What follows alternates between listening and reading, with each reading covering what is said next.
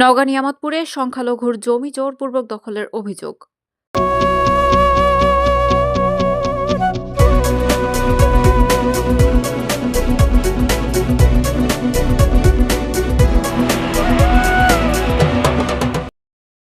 আসসালামু আলাইকুম। এডিপি বাংলা সংবাদে সবাইকে স্বাগত জানাচ্ছি। আমি সুমা আহমেদ। নিজস্ব প্রতিবেদকের পাঠানো তথ্যচিত্রে দেখুন বিস্তারিত। নওগাঁ জেলার নিয়ামতপুর উপজেলার শ্রীমন্তপুর ইউনিয়নের গৌল গ্রামে কয়েকটি দাগে প্রায় 11 বিঘা জমি আদিবাসী সংখ্যালঘু হারাধনের পৈতৃক সম্পত্তি জোরপূর্বক দখল করে রেখেছে। পীরপুর লক্ষ্মীতারা গ্রামের মোহাম্মদ রাকিব, মোহাম্মদ আখির উদ্দিন, মোহাম্মদ শহীদুল, মোহাম্মদ আব্দুল খালেক, মোহাম্মদ শরীফ, মোহাম্মদ আব্দুল লতিফ, মোহাম্মদ শাহাদাত সর্বপিতা মৃত করিম বক্স।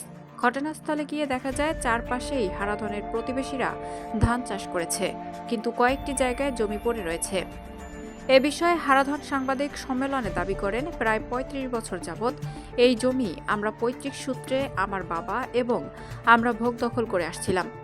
গত জুলাই সরকার পরিবর্তনের পরে হঠাৎ করে অত্র এলাকার একটি পরিবার, একটি রাজনৈতিক নেতা ছত্রছায়ায় তারা আমাদের এই ৩৫ বছরের ভোগ দখলকৃত তফসিলকৃত জমি জবরদখল করে আমাদেরকে হুমকি ধুমকি দিতে থাকে।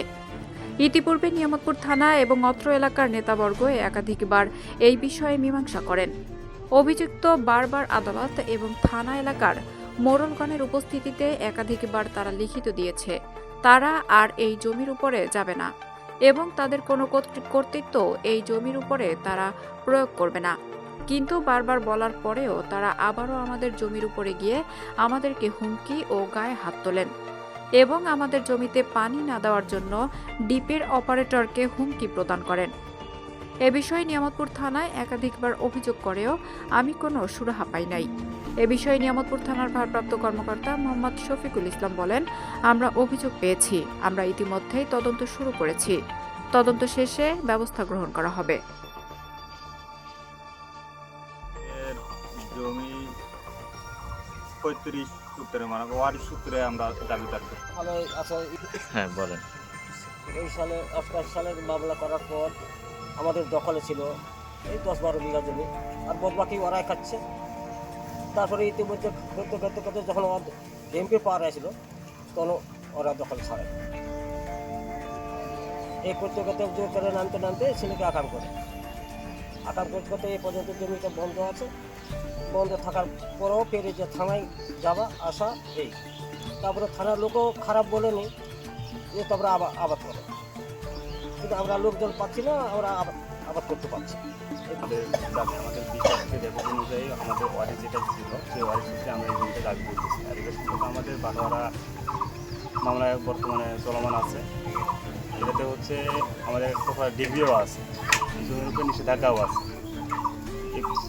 যখন থেকে মামলা চলমান আসলে এরা আমাদের অনেকদিন থেকে করে আসে, আমাদের জন্ম যখন তখন থেকে আমরা দেখে আসছি যে বাবা চাষাবাদ করছে। ইদানিং আসে এই যে 5ই আগস্টের পর থেকে সরকার প্রধানের পর থেকে জগৎজনের সমস্যা শুরু হয়েছে। এ নিয়ে থানায় বেশ কয়েকবার অভিযোগ করা হয়েছে। আমরা অভিযোগের পরিপ্রেক্ষিতে থানা থেকে বেশ কয়েকবার সিদ্ধান্ত দেওয়া হয়েছে এই জমি যাদের কাছে আছে, যারা চাষাবাদ করে তারাই করবে, যার যেটুকু আছে কোর্টের যে নিষেধাজ্ঞা আছে অস্থায়ী নিষেধাজ্ঞা, সেই নিষেধাজ্ঞা অনুযায়ী যে যেটুকু করে খাচ্ছে সেটুকুই করে খায়। কিন্তু না, প্রতিপক্ষ যারা আছে এই যে পরিপক্ষের ছেলেরা, এরা হচ্ছে জনগণের সমস্যা শুরু করছে। বেশ কয়েকবার থানায় আমি যখন আমাদের প্রথম সমস্যাটা হয় তারপর থেকে আমরা থানায় অভিযোগ দিচ্ছিলাম। অভিযোগ পর থেকে এখান থেকে সিদ্ধান্ত না মানে নেওয়ার কারণে পরবর্তীতে আমরা একটা কোর্টে কেস করি। কোর্টে কেসে যখন করা হয় 107, 114, 117 ধারা অনুযায়ী, সে সময় তারা সুন্দর করে জবানবন্দি দিয়ে আসছে যে তারা আর জমিতে যাবে না, জমিতে যায়ও নি। পরবর্তীতে যায় আমাদের জমিতে যায়, পরে বড় ভাই যখন চাষাবাদে গেছে তখন যায় ওখানে মারধর করে আবার পা ভেঙে ফেলে দিয়ে ওখানে তো যত ধরনের মারপিট করে ওখানে জমিতে ফেলে দিয়ে চলে আসছে। পুরোটা নিয়ে একটা ফৌজদারি কেস করা হয়েছে। আর বর্তমান সময়ে এসে আমাদের ওই জমিতে নামতে দিচ্ছে না, বিভিন্ন কথা বলে। আর ওদের যেটা পরবর্তীতে দেখা গেল ওরা যেটা দাবি করতেছে সেটা হচ্ছে ওদের রেকর্ড। ওরা যার কাছ থেকে কিনে নিচ্ছে, ওরা মূল মালিকের কাছ থেকে জমিটা কিনে নেয়নি। মানে আমরা যে সূত্রে যে ওয়ারিশের দাবি করতেছি ওই ওয়ারিশের জমি আরেকজনের কাছ থেকে কিনে নিয়ে তারা ভুলভাবে রেকর্ডটা ধরেছে। রেকর্ডটা ধরে নিয়ে তারা এখন দাবি করতেছে না জমিটা আমাদের। থানা থেকে বেশ কয়েকবার বসে যখন সিদ্ধান্ত দেওয়া হয় কোনো মতে মানে নিচ্ছে না। এবং বর্তমানে যখন আমরা জমিতে চাষাবাদ করতে যাচ্ছি, মোটর এলাকার পানি দিচ্ছে না, বিভিন্ন ধরনের ভয়ভীতি দেখে আর তারা আর জমিতে পানি সেচ দিতে চাচ্ছে না। মারধরও করা হচ্ছে মোটর আমাদের যে কোর্ট থেকে যে অর্ডার দিয়ে রাখছে অস্থায়ী নিষেধাজ্ঞা, সেই অনুযায়ী আমাদের জমিতে আমাদের যেটুকু দখলে আছে সেটুকু আমরা চাষাবাদ করবো। যতদিন নিষ্পত্তি হচ্ছে ততদিন আমরা এভাবে চাষাবাদ করবো, ওরা যাতে আমাদের জমিতে যাতে না আসে কিংবা অন্যান্য প্রকার জলজুলুম যাতে না করে আমাদের উপর, আমরা এটাই চাচ্ছি। আমার ভাইকে যেটা যখন মারধর করা হয়েছে, জমিতে যখন ফেলাই দিয়ে চলে আসছে, আমরা চাচ্ছি যে এটা যাতে সুস্থ একটা বিচার হয়, আমরা এটাই চাচ্ছি। জমি সংক্রান্ত বলতে আমাদের যে কেসটা চলমান আছে বাটার কেসটা, আমরা চাচ্ছি যে এই বাটার কেসটা যত দ্রুত যাতে সমাধান হয়, এটা সরকারের কাছে একটা আমাদের আবেদন থাকবে। কারণ এই কেসটা অনেক দিন থেকে চলমান আছে। আমার দাদি যেটা ছিল সেও মারা গেছে, মূল